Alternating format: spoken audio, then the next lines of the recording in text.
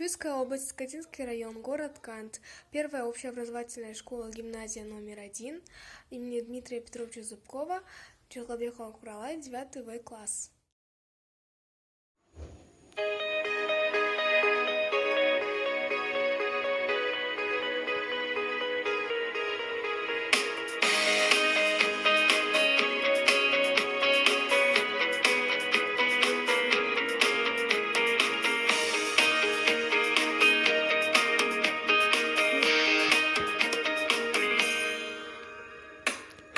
Тарихы бірнеше,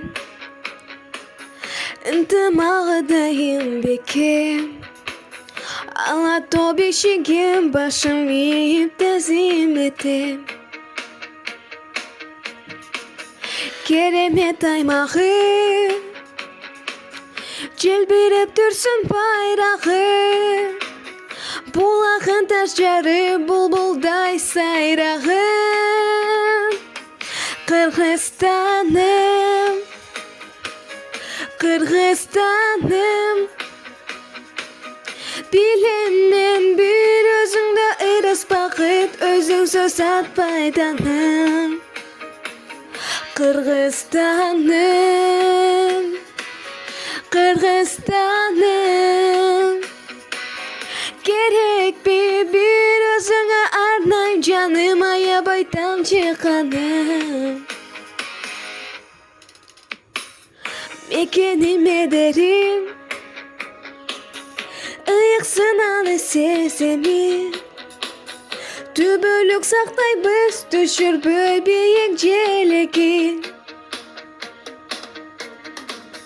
Барыбыз бұл тапта,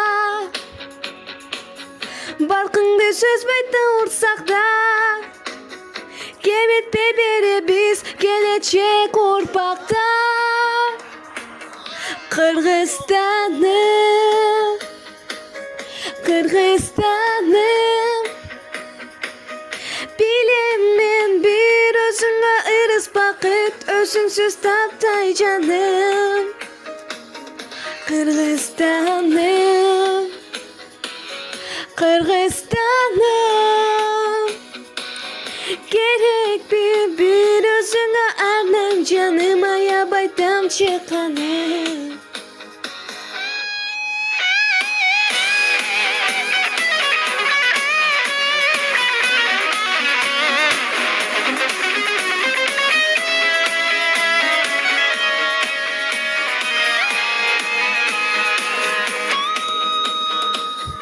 Менің алтын ұям, бақытымдай туям, ұча беру болып, бардығы оңалат. Kırgızistan'ım, Kırgızistan'ım, bilemem bir özüңе ырыс бақыт, өзүңсүз сатпайданым.